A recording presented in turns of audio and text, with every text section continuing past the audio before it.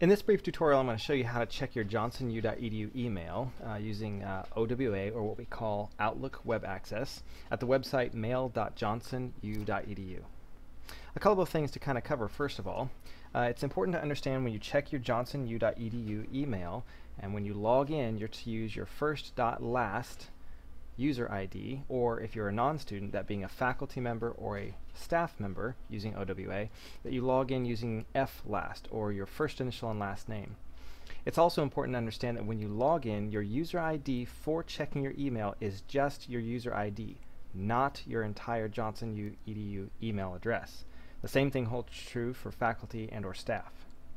It's also important to understand that if you decide to change your password after you've logged into OWA, that it needs to follow inside of these parameters here. It has to be at least 8 characters in length, contain at least 1 uppercase letter, 1 lowercase letter, has to have at least 1 number, and it have to have at least 1 symbol. You can have multiples of those, but you have to have at least 1 of each of those. So, having said that, let's go ahead and look at OWA to see how you can log in. To get to OWA, just simply go to your browser and type in mail.johnsonu.edu. Be sure you don't precede this with a www, as you may get an error message. You just simply need to go to http://mail.johnsonu.edu.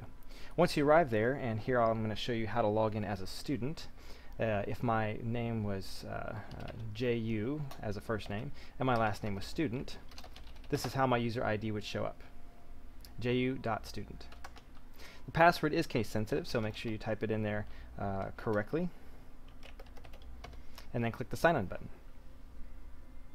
Here you can see I've signed in. On the top right you can see that it identifies me as JStudent, and if I want to, I can simply click on the sign out button on the top.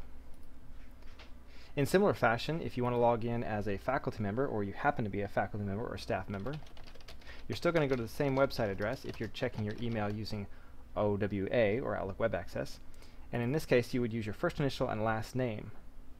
So in this case, J Faculty, and the associated password.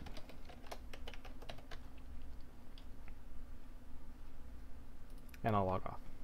So it's important to understand that when you go through and actually check your JohnsonU.edu email using Outlook Web Access, that your user ID is only the first .last if you're a student, and if you're a non-student, then it's the first initial and your last name.